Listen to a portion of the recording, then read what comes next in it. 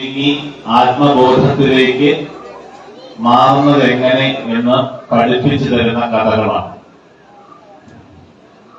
നമ്മളില് നന്മയും തിന്മയുമുണ്ട്, ഇരുട്ടും വെളിച്ചവുമുണ്ട്, നല്ല ചിന്തകളും ചീത്ത ചിന്തകളുമുണ്ട്.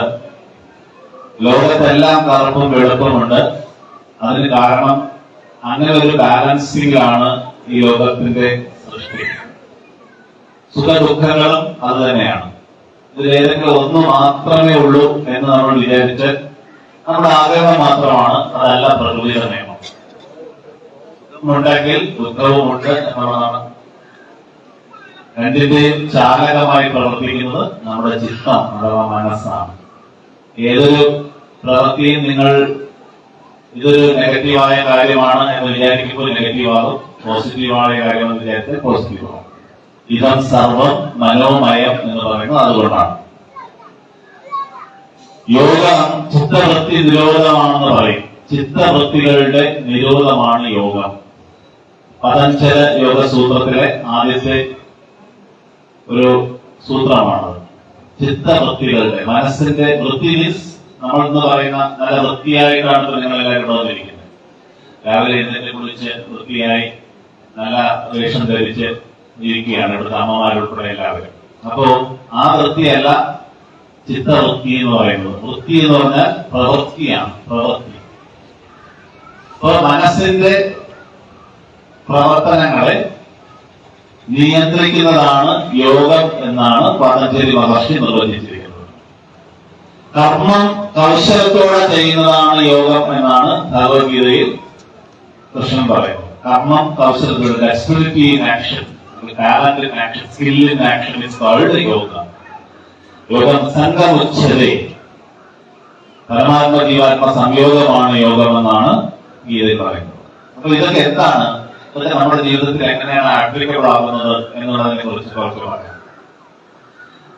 ശിവനെ കുറിച്ച് ശിവസങ്കല്പമസ്തു, എന്റെ മനസ്സിനെ മംഗളകരമായ ശിവങ്കരമായിട്ടുള്ള സങ്കല്പങ്ങളിലേക്ക് നയിക്കണമേ. നമ്മളൊരു കാര്യം നമ്മുടെ മനസ്സിലോട്ട് പറയുമ്പോൾ, അല്ലെങ്കിൽ നിങ്ങളിവിടെ ഇരുന്ന് എഴുതുന്നുണ്ട്, കുറെ പേര് എഴുതുന്നുണ്ടായിരുന്നു. അപ്പൊ നിങ്ങളൊക്കെ എഴുതുന്നത് പക്ഷെ പഞ്ചാക്ഷരി മന്ത്രമായിരിക്കും എന്ന് ഞാൻ വിചാരിക്കും, അല്ലെ? ഓം നമഃ ശിവായ. അപ്പൊ ഈ പഞ്ചാക്ഷരി മന്ത്രം എഴുതുന്നതിന് മുൻപ് നിങ്ങൾ 101 പ്രാവശ്യം 108 പ്രാവശ്യമായിരിക്കാം, അല്ലെങ്കിൽ 1008 പ്രാവശ്യമൊക്കെ എഴുതുക. ഈ എഴുതുന്നതിന് മുൻപ്, ജപിക്കുന്നതിന് മുമ്പ്, പ്രാർത്ഥിക്കുന്നതിന് മുൻപ് ആദ്യം ചെയ്യേണ്ട ഒരു കാര്യം, എന്റെ സാധന വിജയകരമാകുവാൻ, സാധന എന്ന് നമുക്ക് പറയാം, അത് വിജയകരമാകുവാനായി ആദ്യം ഗുരുവിന്റെ അനുഗ്രഹം തേടുന്നു. പ്രൊട്ടക്ഷൻ, അല്ലെങ്കിൽ കവചം ആണത്. അതാണ് ഓം സത് ഗുരവേ നമഃ എന്ന മന്ത്രം. ഓം സത് ഗുരവേ നമഃ, ഓം സത് ഗുരവേ നമഃ. ഗു എന്ന് പറഞ്ഞാൽ അന്ധകാരം, രു എന്ന് പറഞ്ഞാൽ ഭേദിക്കുക. അപ്പൊ ഇഗ്നറൻസിന്റെ അല്ലെങ്കിൽ അറിവില്ലായ്മയുടെ ഇരുട്ടിനെ ഭേദിച്ച് വെളിച്ചം നമ്മളിലേക്ക് തരുന്നതാണ് ഗുരു. ഗുരു തത്വം. യഥാർത്ഥ ഗുരു അന്തര്യാമിയാണ്, നമ്മുടെ ഉള്ളിലാണ് ഇരിക്കുന്നത്. ആ ഗുരുവിന്റെ ശബ്ദം നമുക്ക് കേൾക്കാൻ കഴിയാതിരിക്കുന്നിടത്തോളം കാലം നമ്മൾ പുറത്തുള്ള ഒരു ഗുരുവിന്റെ ആശ്രയിക്കുന്നു, അല്ലെങ്കിൽ സാമീപ്യത്തിൽ നമ്മുടെ പ്രശ്നങ്ങൾ പരിഹരിക്കാൻ ശ്രമിക്കുന്നു. അപ്പോ ഈ ഗുരു എന്ന് പറയുന്ന അന്തര്യാമിയായിരിക്കുന്ന ഈ ഗുരുവിന്റെ അനുഗ്രഹത്തോടുകൂടി നമ്മൾ സാധന ആരംഭിച്ചു കഴിഞ്ഞാൽ അടുത്ത് നമ്മൾ ഇത് ചെയ്യുന്നതിന് മുൻപ് ഒരു സങ്കല്പം കൊടുക്കുക എന്ന് പറയും. സങ്കല്പം അതെന്താന്ന് വെച്ചാൽ, ഞാൻ ഇതിപ്പോ ഇങ്ങനെ എഴുതുന്നത് അല്ലെങ്കിൽ ഞാൻ ജപിക്കുന്നത് ഇങ്ങനെയുള്ള കാര്യത്തിന് വേണ്ടിയാണ്. അത് ചിലപ്പോ നിങ്ങളൊരു ഉദാഹരണത്തിന്, ഞാനൊരു വളരെ വർഷങ്ങളായി മനഃശാസ്ത്ര രംഗത്ത് പ്രവർത്തിക്കുന്ന ഒരാളുകൂടിയാണ്. അപ്പോ ഒരുപാട് ആൾക്കാർ നമ്മുടെ അടുത്ത് ആൻസൈറ്റി, ഉത്കണ്ഠ, അല്ലെങ്കിൽ ഡിപ്രഷൻ, വിഷാദ രോഗം, അതുപോലെ പല രീതിയിലുള്ള ന്യൂറോട്ടിക് ആയിട്ടുള്ള അസുഖങ്ങൾ, സൈക്കോട്ടിക് ആയിട്ടുള്ള പ്രശ്നങ്ങളുമായിട്ട് വരാറുണ്ട്. ഈ വരുന്ന ആളുകളിൽ കൂടുതൽ പേർക്കും അവരുടെ തോട്ട്സ്, ഇതിനെല്ലാം കാരണം ശരീരത്തിൽ ഒരു അസുഖം വന്നാൽ നമുക്ക് മരുന്ന് കഴിക്കുന്നത് പോലെ അല്ല മനസ്സിൽ അസുഖം വരുമ്പോൾ. ഇപ്പോഴത്തെ ആളുകൾ കൂടുതൽ പേരും നേരെ സൈക്കാട്രിയോ മറ്റോ പോയി കഴിഞ്ഞാൽ അവര് ആ ഡോക്ടേഴ്സ് നിങ്ങളുടെ പ്രശ്നം കേൾക്കാൻ നിൽക്കില്ല. അവരുടെ ഒരു മെഡിസിൻ എഴുതി തരും. ഡിപ്രഷൻ എന്ന് പറഞ്ഞാൽ അവരെ ആന്റി ഡിപ്രഷൻ എഴുതി തരും. ആൻസൈറ്റി എന്ന് പറഞ്ഞാൽ അതിനെ റിലേറ്റ് ചെയ്യുന്ന ട്രാങ്കുലേഷൻ എഴുതി തരും. അങ്ങനെ മെഡിസിൻ എഴുതി തന്ന മെഡിസിൻ കൊണ്ട് നമ്മുടെ മനസ്സിനെ നിയന്ത്രിച്ച് മുന്നോട്ട് പോകുന്ന ഒരുപാട് ആളുകൾ ജീവിക്കുന്ന ഒരു സ്ഥലമാണ് കേരളം. കാരണം സംഭവം എളുപ്പമാണ്, 2-3 മിനിറ്റ് തൊട്ട് പണി കഴിഞ്ഞു. പക്ഷേ ഇതിന് കാരണമാകുന്നത് എന്താണ്? നമ്മുടെ ഉള്ളിലുള്ള നെഗറ്റീവായിട്ടുള്ള ചിന്തകളും വികാരങ്ങളുമാണ്. പലപ്പോഴും മാനസിക പ്രശ്നങ്ങളായിട്ട് മാറും. എല്ലാം അല്ല, ചില സൈക്കോസിസ് പ്രോബ്ലംസ് തീർച്ചയായിട്ടും മരുന്ന് കഴിച്ചേ പറ്റുള്ളൂ. പക്ഷെ കൂടുതലും നമ്മുടെ കുട്ടികളായാലും ശരി, ഇപ്പോ ഒരുപാട് ടീനേജ് കുട്ടികളെ സംബന്ധിച്ച് അഡോളസന്റ് ഡിപ്രഷൻ എന്ന് പറയുന്ന അസുഖമുണ്ട്, വിഷാദരോഗം. എന്തിനാണെന്ന് ചോദിച്ചാൽ അവർക്ക് തന്നെ അറിയില്ല. ചുമ്മാ വിഷമിക്കുക, കരയുക, പ്രതികരിക്കുക, ഒറ്റയ്ക്ക് അടച്ചിരിക്കുക, ആഹാരം വേണ്ട, സ്ട്രെസ് കൂടുതൽ, ഇങ്ങനെയുള്ള സിംറ്റംസ് ഉള്ള ഒരുപാട് പേരുണ്ട്. അവർക്ക് ഇത് അസുഖമാണെന്ന് പോലും അറിയില്ല. അപ്പൊ ഇങ്ങനെയുള്ള പല പ്രശ്നങ്ങളും വരുമ്പോൾ നമ്മൾ എവിടെയെങ്കിലും നമുക്കൊരു പിടിവള്ളി വേണം. ആ പിടിവള്ളിയാണ് ഈശ്വര വിശ്വാസം എന്ന് പറയുന്നത്. ഇതിനെ തകർക്കാൻ വളരെ എളുപ്പമാണ്. ദൈവം ഇവിടെ ഇരിക്കുന്നു, നാസയുടെ സിഗ്നലുകൾ നമ്മുടെ മിൽക്കി വേ എന്ന് പറഞ്ഞ ഗാലക്സി കഴിഞ്ഞ് പോയിട്ട് ഒരിടത്തും ദൈവമില്ലല്ലോ എന്നൊക്കെ പറഞ്ഞുകൊണ്ട് വളരെ ഉപരിപ്ലവമായിട്ട് ദൈവനിഷേധം നടത്തുന്നവർ ദൈവം ഓഫർ ചെയ്യുന്ന ആ മഹാവാഗ്ദാനം അല്ലെങ്കിൽ ആ ദൈവം ഓഫർ ചെയ്യുന്ന ആ ഒരു നമുക്ക് തരുന്ന സമാധാനം, സമമായ ആധാനമാണ് സമാധാനം. ആ സമാധാനത്തെ ഇല്ലാതാക്കുകയും അതിന് പരിഹാരമായിട്ട് അതിന് ബദലായിട്ട് മറ്റൊരു കാര്യം നിർദ്ദേശിക്കാൻ അവർക്ക് കഴിയുന്നുമില്ല എന്നുള്ളത്. അതുകൊണ്ട് അനൗചിത്യപൂർണമായിട്ടുള്ള സമൂഹത്തോട് ചെയ്യുന്ന ഒരു ദ്രോഹമാണ് പലപ്പോഴും ദൈവത്തിനെതിരായിട്ട് ദൈവനിഷേധം ചെയ്യുന്നവർ ചെയ്യുന്നത്. ഒന്നുകിൽ എന്ത് ചെയ്യണം? ശരി, ഇവിടെ ദൈവമില്ല, നിങ്ങൾ പകരം ഇന്നത് ചെയ്യും എന്ന് പറഞ്ഞു കൊടുക്കാൻ കഴിയുന്ന ഒരു ബദൽ ഉണ്ടാക്കാൻ അവർക്ക് കഴിയണം. അത് കഴിയില്ലെന്ന് മാത്രമല്ല, ഉള്ളതിനെ നശിപ്പിക്കുകയും ചെയ്യുകയും. സ്വാമി വിവേകാനന്ദനെ കുറിച്ച് നിങ്ങൾ എല്ലാവരും കേട്ടിട്ടുണ്ടോ? ജ്ഞാനയോഗിയായിരുന്ന സ്വാമി വിവേകാനന്ദൻ ശ്രീരാമകൃഷ്ണ പരമഹംസരുടെ ശിഷ്യനായിരുന്നു. അദ്ദേഹത്തിന്റെ ആശ്രമത്തില് ഒരു മീഡിയയിലായിട്ടുള്ള ജോലികളൊക്കെ ചെയ്യുന്ന ഒരു ആളുണ്ടായിരുന്നു, ഒരു വേലക്കാരനുണ്ടായിരുന്നു. അപ്പൊ അദ്ദേഹത്തിന് ഈ ജ്ഞാനയോഗമൊന്നും അറിയില്ല. തത്വമസിയും അഹം ബ്രഹ്മാസ്മിയും ഒക്കെ അല്ലെങ്കിൽ ഉപനിഷത്തൊന്നും പഠിച്ച ആളല്ല. അദ്ദേഹത്തിന് ചില മൺപ്രതിമകൾ, ആ പണിക്കാർക്ക് ചില മൺപ്രതിമകളിലെ അദ്ദേഹത്തിൻ്റെതായിരുന്ന ദേവതാ സങ്കല്പം ഉണ്ടായിരുന്നു.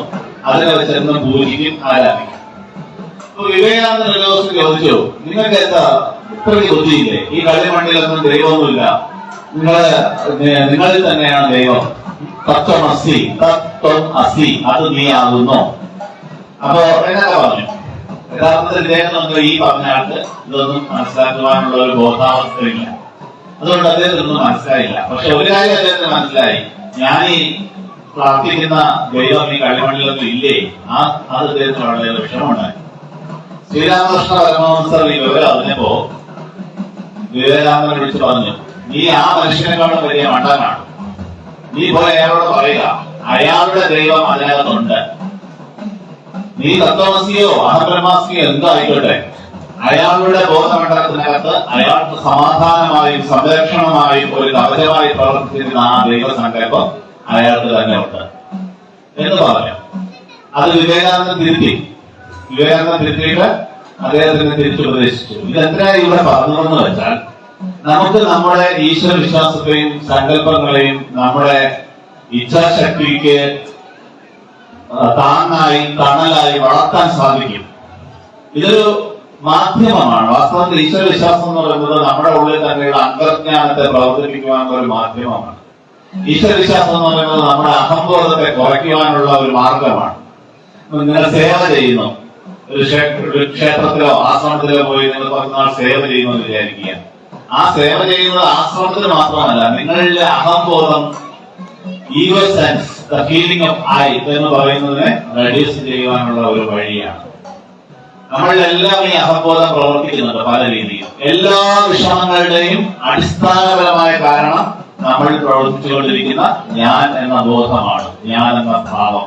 എന്റെ വേഷങ്ങളിൽ അല്ലെങ്കിൽ എന്റെ റോളുകളിൽ ഞാൻ കൊടുക്കുന്ന ഓവറായിട്ടുള്ള ഇമ്പോർട്ടൻസ്. ആ ഇമ്പോർട്ടൻസിന് അപ്പുറമായിട്ടൊരു അസ്തിത്വം നമുക്കുണ്ട്. അതിനെയാണ് നമ്മൾ ആത്മതത്വം എന്ന് പറയുന്നത്.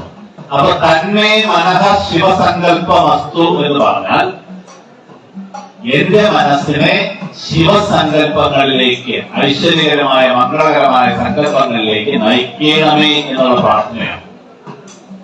അപ്പൊ അങ്ങനെ നയിക്കണമെങ്കിൽ നമുക്ക് നമ്മുടെ മനസ്സുകൊണ്ട് നമ്മൾ എന്തൊക്കെയാണ് ചിന്തിക്കുന്നത്, നമ്മുടെ മനസ്സിൽ എന്തൊക്കെ വികാരങ്ങളാണ് ഉണ്ടാകുന്നത്, അതിന് ദുർവികാരങ്ങളുണ്ടോ, സദ്വികാരങ്ങളാണോ കൂടുതൽ? മറ്റുള്ളവരോട് നമുക്ക് എപ്പോഴും ദേഷ്യം, എത്ര പേരോട് നമുക്ക് ദേഷ്യമുണ്ട്, നമ്മൾ എത്ര പേരോട് പിണങ്ങിയിരിക്കുന്നു, നമ്മുടെ ഉള്ളിൽ ഒരു ദിവസം എത്ര നെഗറ്റീവ് തോട്ട്സ് വരുന്നു, അടുത്തിരിക്കുന്ന ആളെ കുറിച്ച് ആലോചിക്കുമ്പോൾ നമ്മുടെ ഉള്ളിൽ ആദ്യം വരുന്ന ചിന്ത എന്ത്? ഇവിടെയാണ് ശിവങ്കരമായിട്ടുള്ള ചിന്തകളായിട്ട് പരിണമിപ്പിക്കണമെങ്കിൽ, മാറ്റണമെന്നുണ്ടെങ്കിൽ നമ്മുടെ ഓരോ നെഗറ്റീവ് തോട്ടിനും കൗണ്ടറായിട്ട് ഒരു പോസിറ്റീവ് തോട്ടുണ്ട്. അത് നമ്മൾ പരിശീലിക്കണം. എന്റെ മനസ്സ് എങ്ങനെയാണ് പ്രവർത്തിക്കുന്നതെന്ന് ആദ്യം മനസ്സിലാക്കുക. എന്നിട്ട് അതിനെ ശിവസങ്കല്പങ്ങളിലേക്ക് നയിക്കണമെന്നുണ്ടെങ്കിൽ, നവബോധത്തിലേക്ക് നയിക്കണമെന്നുണ്ടെങ്കിൽ അതിന് നേരെ ഓപ്പോസിറ്റ് ആയിട്ടുള്ള പോസിറ്റീവ് തോട്ട്സ് നമ്മൾ മനസ്സിലാക്കുകയാണ്.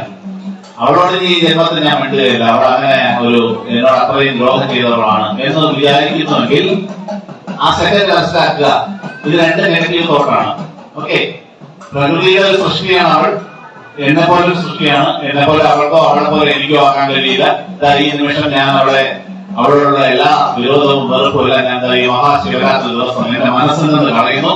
അത്രയും ഞാൻ എന്റെ മനസ്സ് ശുദ്ധീകരിച്ചിരിക്കുന്നു. മനസ്സിലാവുന്നുണ്ടോ? അത്രയും മനസ്സ് ശുദ്ധമായിരിക്കുന്നു.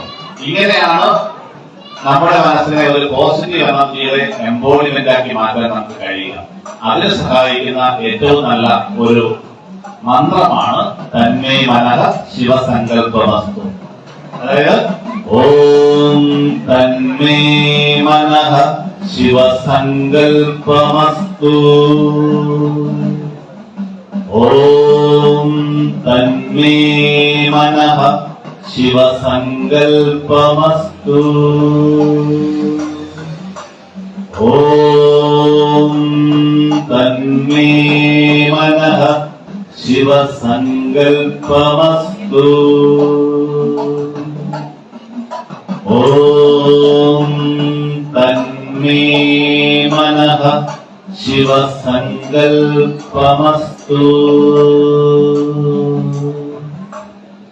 അഞ്ചിന്ദ്രിയങ്ങൾ, കണ്ണ്, കാത്, നാക്ക്, മൂക്ക്, തൊക്ക് തുടങ്ങിയ അഞ്ചിന്ദ്രിയങ്ങളുടെയും ഇന്ദ്രനാണ്, രാജാവാണ് മനസ്സ്.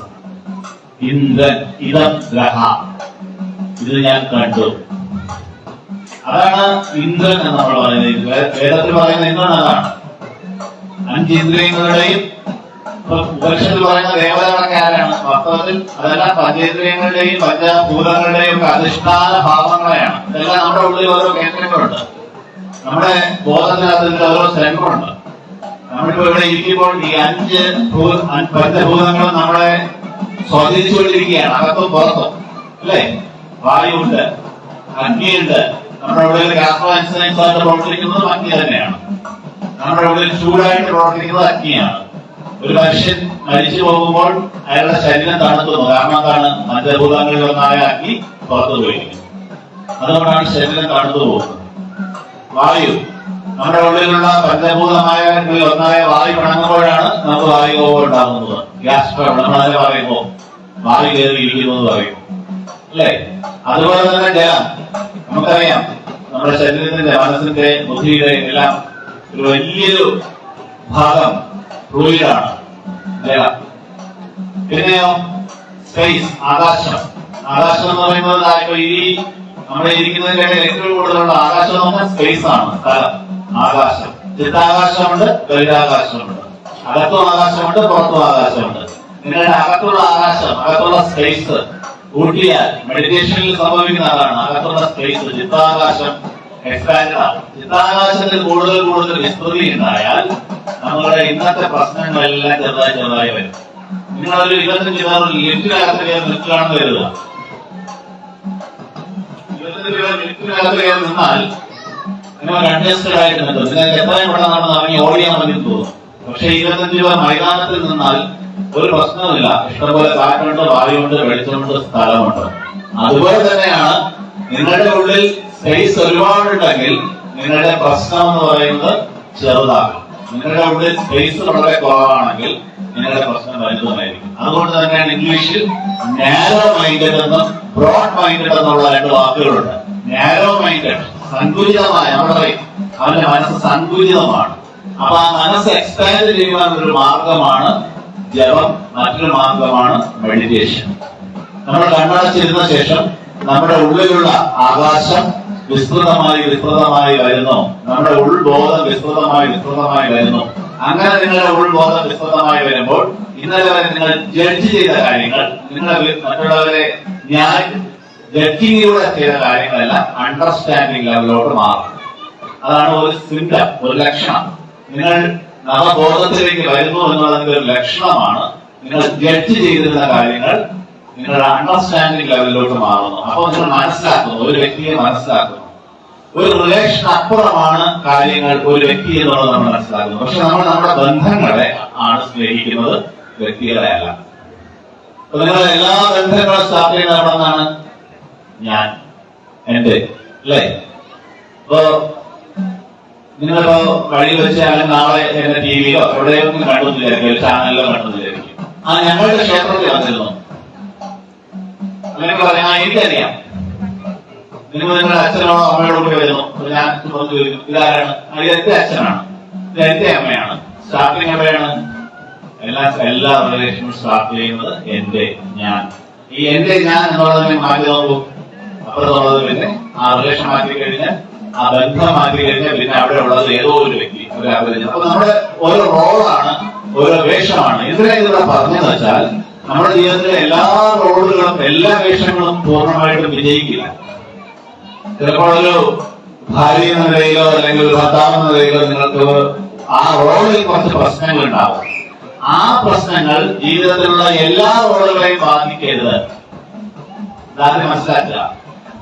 അതിനപ്പുറം നിങ്ങളൊരു നല്ല മകളായിരിക്കാം, അത് നല്ല രീതിയിലുള്ള അച്ഛനും അമ്മയായിട്ടുള്ള ബന്ധമായിരിക്കാം, നല്ലൊരു സഹോദരനോ സഹോദരിയായിരിക്കാം, നല്ലൊരു പ്രൊഫഷൻ, നിങ്ങൾക്ക് ടീച്ചറായിരിക്കാം, പക്ഷെ നല്ലൊരു ടീച്ചറായിരിക്കാം, നല്ലൊരു അമ്മയായിരിക്കാം.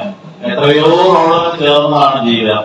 ഏതെങ്കിലും ഒരു റോളിൽ വരുന്ന പ്രശ്നം ജീവിതത്തെ ആകമാനം ഗ്രസിക്കരുത്. വീട്ടിലൊരു ചെറിയ പ്രശ്നം ഉണ്ടായെന്ന് പറഞ്ഞാൽ നിങ്ങൾ ജോലിക്ക് പോകുമ്പോൾ അവിടെ ചില ആളുകളുണ്ട് വീട്ടിൽ പ്രശ്നം ഉണ്ടാക്കിയിട്ട് അത് ചുമന്നുകൊണ്ട് പോകും. പക്ഷെ നിങ്ങളുടെ റോഡ് മാറി, നിങ്ങൾ ബസ്സിൽ കയറി കഴിയുമ്പോൾ നിങ്ങളൊരു യാത്രക്കാരനോ യാത്രക്കാരിയുമാണ്. അവിടെ നിങ്ങളുടെ റോഡ് മാറിക്കഴിഞ്ഞു. ഈ വീട്ടിലുള്ള നിങ്ങളുടെ പ്രശ്നത്തിന്റെ ഫലം അവിടെയുള്ള സഹിക്കേണ്ട കാര്യമേ ഇല്ല. നിങ്ങൾ നേരെ ഒരു സ്ഥാപനത്തിൽ പോയി ജോലി ചെയ്യാൻ പോയപ്പോൾ അവിടെ ഇരിക്കുന്ന ആൾക്കാരോ കസ്റ്റമേഴ്സോ ഇത് സഹിക്കേണ്ട കാര്യമില്ല. നിങ്ങളുടെ റോഡ് വീണ്ടും മാറി. ഇങ്ങനെ പല റോഡുകളായിട്ട് ഓർബിറ്റ് ചെയ്യുമ്പോൾ ന്യൂക്ലിയസ് ആയിട്ട് നിൽക്കുന്നത് എന്താണ്, കേന്ദ്രമായിട്ട് നിൽക്കുന്നത് എന്താണെന്ന് നോക്കിയാൽ അവിടെ വേണം നമ്മൾ ശിവനെ, ശിവങ്കരമായിട്ടുള്ള ആത്മതത്വത്തെ, ശിവോഹം എന്ന് പറയുന്നത്, ഞാൻ ശിവമാണ് എന്ന് പറയുന്ന തത്വത്തെ പ്രതിഷ്ഠിക്കേണ്ടത്. നിങ്ങൾ ഓം നമ ശിവായ, ഓം നമ ശിവായ, ഓം നമ ശിവായ എന്ന് ജപിക്കുമ്പോൾ നിങ്ങൾ മനസ്സിൽ സങ്കല്പിക്കുന്നത് ഞാൻ ശിവം അഥവാ മംഗളം, ശ്രേയസ്, ശ്രീ, ഐശ്വര്യം, അതിനെ നമ്മൾ ആവാഹിക്കുന്നു, ഇൻവോക്ക് ചെയ്യുന്നു, നമ്മുടെ ഉള്ളിലേക്ക് കൊണ്ടുവരുന്നു. നമ്മുടെ പ്രപഞ്ചത്തിൽ നിന്ന് നമ്മുടെ ജീവിതത്തിലേക്ക്, നമ്മുടെ കുടുംബത്തിലേക്ക് ഐശ്വര്യത്തെ കൊണ്ടുവരുന്നു. അപ്പോൾ ഇവിടെ കോൺസെൻട്രേറ്റ് ചെയ്യുക. പുലികളുടെ മധ്യത്തിൽ കോൺസെൻട്രേറ്റ് ചെയ്ത ശേഷം ഈ പറഞ്ഞ ശിവം അഥവാ മംഗളം ഈ പ്രപഞ്ചത്തിലുണ്ട്, അതിന്റെ ജീവിതത്തിലേക്ക് ഞാൻ ആവാഹിക്കുകയാണെന്ന് സങ്കല്പം കൊടുത്ത ശേഷം ഓം നമ ശിവായ. അപ്പൊ it is coming. You are pulling it. ഓം നമ ശിവായ, ഓം നമ ശിവായ എന്നിങ്ങനെ ഇതിങ്ങനെ നിങ്ങൾ പുള്ളി ചെയ്ത് നിങ്ങളിലേക്ക് കൊണ്ടുവരുമ്പോൾ എന്ത് വരുന്നു? ഫൈനലി ശിവോഹം, ഞാൻ ശിവമാകുന്നു, ശിവചൈതന്യമാകുന്നു. മംഗളം അഥവാ പ്രോസ്പെരിറ്റി എന്റെ ജീവിതത്തിൽ മനസ്സിൽ നിറഞ്ഞിരിക്കുന്നു എന്ന സങ്കല്പത്തിൽ ഈ സാധന ചെയ്യണം. നേരത്തെ നമ്മളിത് ചാൻഡ് ചെയ്തു. ഇനി നിങ്ങൾ എല്ലാവരും ഇവിടെ ഇത് ശ്രദ്ധിച്ചുകൊണ്ടിരിക്കുന്ന എല്ലാവരും സ്ട്രൈറ്റ് ആയിട്ടിരുന്ന് കണ്ണടച്ച് ഈ സങ്കല്പത്തോടു കൂടി നിങ്ങൾ ചെയ്യണം. അതായത് ഓം നമ ശിവായ എന്ന 3 പ്രാവശ്യം ജപിക്കുമ്പോൾ ഐശ്വര്യത്തെയും അനുഗ്രഹത്തെയും ഈശ്വര കടാക്ഷത്തെയും ഭാഗ്യത്തെയും ഊർജത്തെയും തേജസ്സിനെയും പ്രകാശത്തെയും നിങ്ങൾ ഉള്ളിലേക്ക് കൊണ്ടുവരുന്നു, വലിച്ചെടുക്കുന്നു, ആവാഹിക്കുന്നു. ശിവോഹം എന്ന് പറയുമ്പോൾ ഞാൻ പ്രകാശമായി മാറുന്നു, ഞാൻ ഐശ്വര്യമായി മാറുന്നു, എന്റെ ജീവിതവും എന്റെ മനസ്സും യൂമിനേറ്റഡ് ആവുന്നു, പ്രകാശ തേജസ്സുള്ളതായി മാറുന്നു, എല്ലാ തമസ്സും മാറുന്നു, ജ്യോതിസ് ഉത്ഭവിക്കുന്നു. ഈ തത്വത്തോടു കൂടി വേണം ഇപ്പൊ നമ്മൾ ഇത് ചെയ്യേണ്ടത്. എല്ലാവരും കഴിയണോ? തയ്യാറാണോ? അതോ വിശപ്പ് തുടങ്ങിയോ? ഇല്ല. അപ്പൊ നമ്മൾ 10 മിനിറ്റ് ചെയ്യാമോ? ശരി. അവിടെയൊക്കെ എഴുതുന്നവരൊക്കെ തൽക്കാലം എഴുതി നിർത്തിയിട്ട് നമുക്ക് ഒരു 10 മിനിറ്റ് ഈ ഒരു മെഡിറ്റേഷൻ ചെയ്യാം. ഓക്കെ, എല്ലാവരും സ്ട്രൈറ്റ് ആയിട്ട് വരെ. Please close your eyes. കണ്ണടച്ച് ഒരു നിമിഷം ശ്വാസത്തിൽ നിന്ന് ശ്രദ്ധിച്ച് ശ്വാസം താളാത്മകമാക്കിയേ.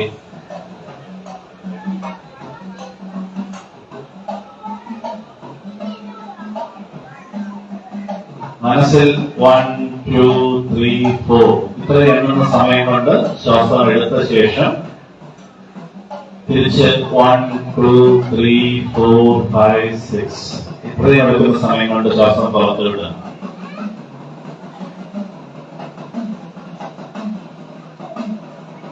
അങ്ങനെ ഒരു 5 പ്രാവശ്യം ചെയ്തേ.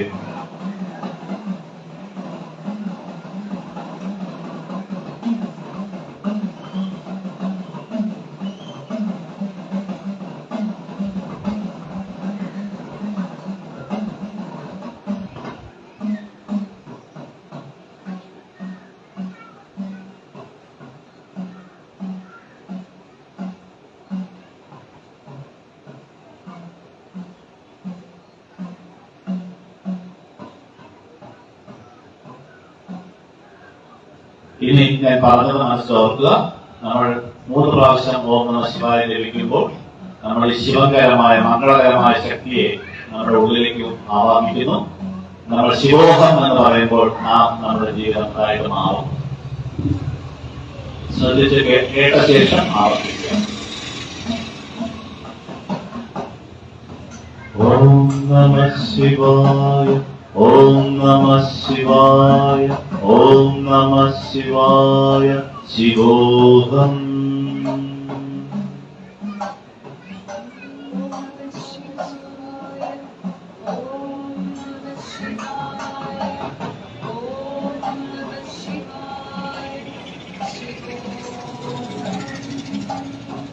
ഓം നമഃ ശിവായ, ഓം നമഃ ശിവായ, ഓം നമഃ ശിവായ, ശിവോഹം.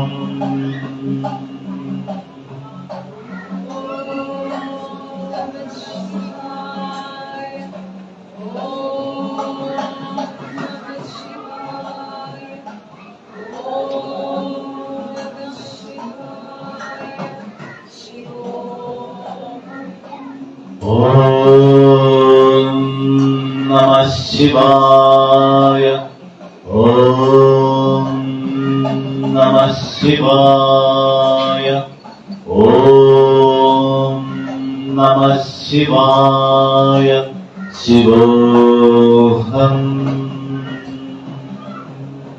ഓം നമഃ ശിവായ, ഓം നമഃ ശിവായ, ഓം നമഃ ശിവായ, ശിവോഹം.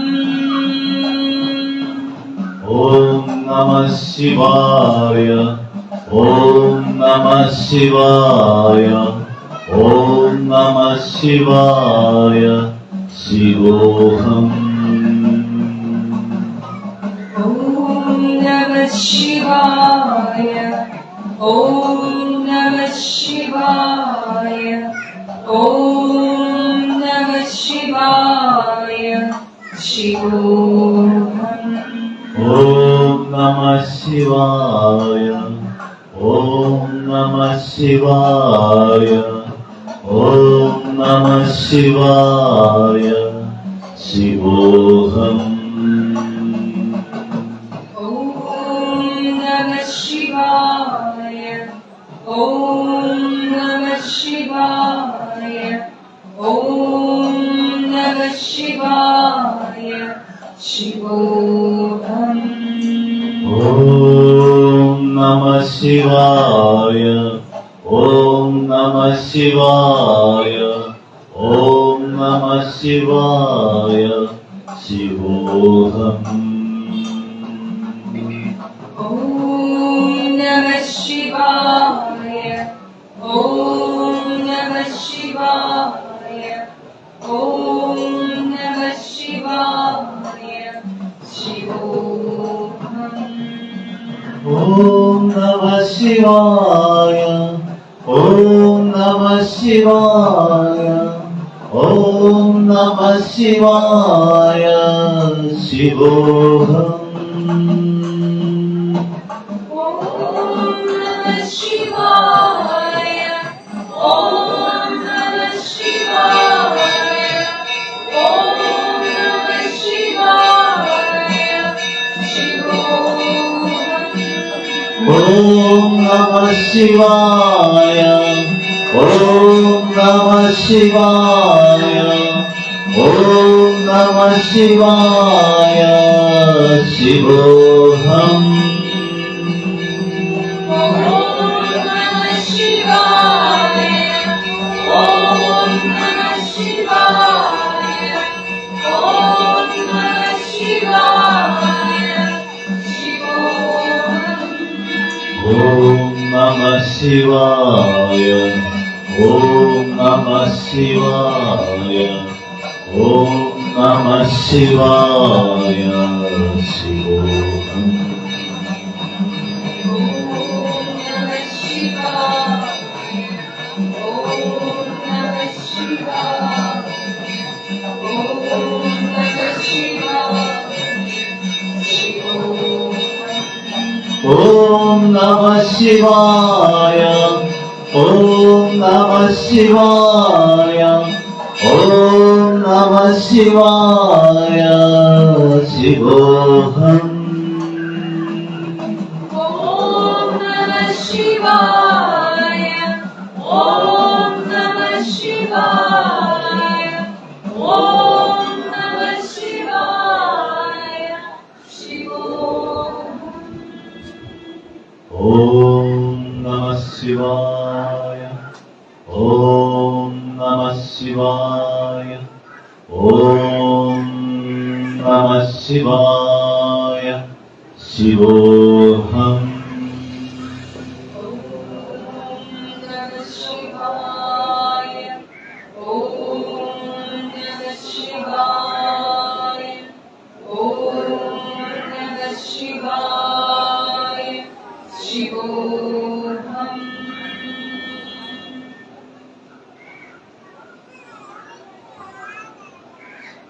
നമ്മൾ എന്ത് പ്രവൃത്തി ചെയ്യുമ്പോഴും ആധ്യാത്മികം, ആദിഭൗതികം, ആദിദൈവികം എന്ന രീതിയിലുള്ള 3 തരത്തിലുള്ള തടസ്സങ്ങൾ ഉണ്ടാകാനുള്ള സാധ്യതയുണ്ട്. അത് ജീവിതത്തിലുണ്ടാകാം, പഠിത്തത്തിലുണ്ടാകാം, പ്രൊഫഷനിലുണ്ടാകാം. ആധ്യാത്മിക വിഘ്നങ്ങൾ, ആദിഭൗതിക വിഘ്നങ്ങൾ, ആദിദൈവിക വിഘ്നങ്ങൾ.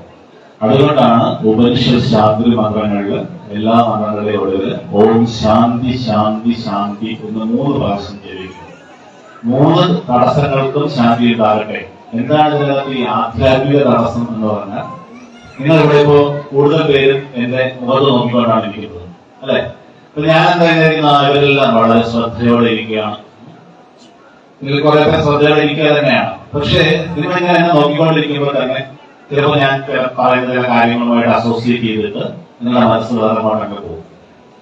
അല്ലെങ്കിൽ ചിലപ്പോൾ വിചാരിക്കോ ഉച്ച കഴിഞ്ഞിട്ട് അത് ചെയ്യണോ ഇത് ചെയ്യണോ, നാളെ ആത്മഹത്യ, അങ്ങനെ നമ്മുടെ ചിന്തകൾ മനസ്സ് വേറെ അങ്ങോട്ടെങ്കിലും പോകുമ്പോൾ ഇവിടെ പറഞ്ഞുകൊണ്ടിരിക്കുന്ന കാര്യങ്ങളുടെ ഒരു ഫ്ലോ നിങ്ങൾക്ക് ബ്ലോക്ക് ആവും. നിങ്ങൾക്ക് ഗ്രഹിക്കുന്ന ആ ഒരു ശക്തി കുറയും. അതിനെയാണ് അങ്ങനെ തടസ്സങ്ങൾ, മാനസികമായിട്ടുണ്ടാകുന്ന തടസ്സങ്ങളാണ് നമ്മൾ മെന്റൽ ബ്ലോക്സിനെയാണ് നമ്മൾ എന്ത് ചെയ്യുന്നത് ആധ്യാത്മിക തടസ്സങ്ങൾ എന്ന് പറയുന്നത്. ആദിഭൗതിക വിഘ്നങ്ങൾ എന്ന് പറഞ്ഞു കഴിഞ്ഞാൽ നിങ്ങൾക്ക് ഇവിടെ വരണം, ഒരു പ്രഭാഷണം കേൾക്കണമെന്നുണ്ട് വിചാരിക്കുക. പക്ഷെ ഇതെന്തോ പിന്നെ വീട്ടില് നിങ്ങളിലോട്ട് വരാൻ സമയത്ത് നിങ്ങളുടെ വാഹനം കേടായി പോയി വരിക, അങ്ങനെ നിങ്ങൾക്ക് ബസ് കിട്ടാൻ വരിക, ഇങ്ങനെ ഭൗതികമായിട്ടുണ്ടാകുന്ന തടസ്സങ്ങളെ നമ്മൾ ആദിഭൗതിക ഫിസിക്കൽ ബ്ലോക്സ് എന്ന് പറയും. ഇതുകൂടാതെ മെറ്റാഫിസിക്കൽ ബ്ലോക്സ് അഥവാ ആദി ദൈവിക വിഘ്നങ്ങൾ എന്ന് പറഞ്ഞൊരു തടസ്സമുണ്ട്. ഇപ്പൊ വലിയ കൊടുങ്കാറ്റും പേമാരിയും ഉണ്ടായി, അല്ലെങ്കിൽ ഒരു സുനാമി വന്നു, ഇതുപോലെയൊക്കെ വരുന്ന കാര്യങ്ങൾ നമ്മുടെ കയ്യിലല്ല, ഔട്ട് ഓഫ് അവർ കൺട്രോൾ. അങ്ങനെ വരുന്ന ചില കാര്യങ്ങൾ നമുക്ക് ചിലപ്പോൾ നമ്മുടെ ജീവിതത്തിൽ സംഭവിക്കാറുണ്ട്, അല്ലെ? അതായത് ഒരു ദൗർഭാഗ്യം നമ്മുടെ ജീവിതത്തിൽ വന്നു, കുടുംബത്തിൽ ഒരു മരണം സംഭവിച്ചു, അല്ലെങ്കിൽ അങ്ങനെ എന്തെങ്കിലും ഒരു ദൗർഭാഗ്യം ഉണ്ടായി. നമുക്ക് യാദൃശ്ചികം എന്ന് പറയാം, ദൈവഹിതം എന്ന് പറയാം. പക്ഷെ പെട്ടെന്ന് തന്നെ ഒരു ഫ്രീക്വന്റ് ആയിട്ട് ഒരു 2-3 കാര്യങ്ങൾ ഇതുപോലെ റിപ്പീറ്റ് ചെയ്യുമ്പോൾ നമ്മൾ പാനിക്കായിട്ട് മാറും. ഇതെന്താ സംഭവിക്കുന്നത്? നിങ്ങൾ ഇവിടെ നിന്ന് പുറത്തോട്ട് ഇറങ്ങുന്നു, നിങ്ങളുടെ കാലത്ത് തട്ടി, ശ്രദ്ധിക്കാത്തതുകൊണ്ടാണെന്ന് കരുതി ഞാൻ അങ്ങോട്ട് വീണ്ടും നടക്കുന്നു, ഒരിക്കൽ ഇവിടെ തട്ടി, മൂന്നാമതൊരിക്കൽ ഇവിടെ തട്ടി കഴിഞ്ഞാൽ നമ്മുടെ രീതി മാറും, അല്ലേ? നമ്മുടെ ഉള്ളിൽ ഭയം ഉണ്ടാകും. അങ്ങനെ ആദ്യ ദൈവികമായിട്ടുള്ള വിഘ്നങ്ങൾ എന്ന് പറയുന്നത് പലപ്പോഴും നമുക്ക് നമ്മുടെ കയ്യിലല്ല, നമ്മുടെ കൺട്രോളിലല്ല. ഏതുപോലെ എന്ന് വെച്ചാൽ കർമ്മത്തെ നമ്മൾ പ്രാരാബ്ധം, സഞ്ചിതം, ആഗമീയം ഒന്നായിട്ട് തിരിക്കും. ഇതിൽ ഈ പ്രാരാബ്ധ കർമ്മങ്ങൾ എന്ന് പറയുന്നത്, പ്രാരാബ്ധം എന്ന് പറഞ്ഞു കഴിഞ്ഞാൽ കടക്കാൻ പ്രയാസമുള്ള, തരണം ചെയ്യാൻ പ്രയാസമുള്ള അബ്ധി അഥവാ സമുദ്രമാണ്. എന്ന് വെച്ച് കഴിഞ്ഞാൽ ഇത് നമ്മളുടെ ആളുടെ റിട്ടേണാണ്. അവൻ ഒരുപാട് പ്രാരാബ്ധം ഉണ്ടായിരുന്നു നമ്മൾ സാധാരണ പറയാറുണ്ട്. അതെന്താണ്? അവന്റെ അച്ഛനും അമ്മയും ഉണ്ടാക്കി വെച്ചതായിരിക്കും. കാരണം അയാൾക്ക് അതിനകത്ത് വാസ്തവത്തിന് ഡയറക്റ്റ് ആയിട്ട് പങ്കൊന്നും ഉണ്ടാവില്ല, പക്ഷെ അയാൾക്ക് ചുമക്കേണ്ടി വരും. ഇപ്പൊ പലരും ജനിക്കുമ്പോൾ തന്നെ അന്ധനായിട്ടോ അല്ലെങ്കിൽ കേൾവിശക്തിയില്ലാതെയൊക്കെ ജനിക്കുന്നത് അവരുടെ കുഴപ്പമുണ്ടല്ലോ. ഇതുപോലെ പ്രാരാബ്ധമായിട്ടുള്ള കർമ്മങ്ങളും സഞ്ചിതം ഇപ്പൊ നമ്മൾ ചെയ്യുന്ന കർമ്മങ്ങളും ആഗമി വരാൻ പോകുന്ന കർമ്മങ്ങൾ മൂന്നുണ്ട്. ഇതെങ്ങനെ സ്വാധീനിക്കുന്നു? നിങ്ങളുടെ കർമ്മങ്ങളെ മനസ്സിൽ ചിന്തയായി, വാക്കായി, പ്രവൃത്തിയായി. അപ്പൊ ചിന്തയാണ് ഏറ്റവും ശക്തിയുള്ള കർമ്മം. അപ്പൊ നിങ്ങളുടെ ചിന്ത പോസിറ്റീവായി കഴിഞ്ഞാൽ വാക്കുകൾ സ്വാഭാവികമായിട്ടും പ്രകാശിക്കും, അതുപോലെ തന്നെ പ്രവൃത്തികളിലും അത് റിഫ്ലക്ട് ചെയ്യും. അതുകൊണ്ട് ഏറ്റവും പ്രധാനമായിട്ട് നമ്മൾ ശ്രദ്ധിക്കേണ്ടത് what you are thinking that is you. നിങ്ങൾ എന്താണ് ചിന്തിക്കുന്നത് അതാണ് യഥാർത്ഥം. നിങ്ങൾ മറ്റുള്ളവരോട് പറയുന്നതല്ല, നമ്മുടെ പ്രവൃത്തികളല്ല. അതിനകത്ത് നമ്മൾ സോഷ്യലി നമ്മള് പോളിഷ്ഡ് ആയിട്ടുള്ള അല്ലെങ്കിൽ നമ്മൾ ലേൺ ചെയ്ത് വെച്ചിരിക്കുന്നതാണ് നമ്മൾ പുറത്തുള്ള പെരുമാറ്റം. പക്ഷെ നമ്മൾ ചിന്തിക്കുന്നതാണ് വാസ്തവത്തിലുള്ള നമ്മൾ. അതായത് നമ്മുടെ ഉപബോധവും ബോധവും എല്ലാം ഇംഗ്ലീഷ് പറയാറുണ്ട്. നമ്മുടെ ഈ ബോധ മനസ്സെന്ന് പറയുന്നത് ടിപ്പ് ഓഫ് ദ ഐസ്ബർഗ് എന്ന് പറയും. ബാക്കി 90% നമ്മുടെ ഉപബോധ മനസ്സാണ്. നിങ്ങളുടെ ഒരിക്കലും ചിന്തിക്കാത്ത കാര്യങ്ങൾ സ്വപ്നം കാണാൻ കാരണം നിങ്ങളുടെ ഉപബോധ മനസ്സാണ്. അപ്പൊ ഈ രീതിയിൽ മനസ്സിനെ ഒരു ക്ഷേത്രം പോലെ ആക്കി വയ്ക്കാൻ, നിങ്ങൾ ഈ നിങ്ങളെ ക്ഷേത്രത്തിൽ വരുമ്പോൾ നിങ്ങളുടെ മനസ്സ് എത്രത്തോളം ശുദ്ധീകരിക്കപ്പെടുന്നുവോ, പവിത്രീകരിക്കപ്പെടുന്നുവോ, അതുപോലെ തന്നെ നമ്മുടെ ഉള്ളിൽ ചിത്താകാശത്തെ ഒരു ക്ഷേത്രമാക്കി വയ്ക്കുവാനായി ഈ മന്ത്രം നിങ്ങൾ ഉപയോഗിക്കുക. ഓം നമഃ ശിവായ, ഓം നമഃ ശിവായ, ഓം നമഃ ശിവായ, ശിവോഹം.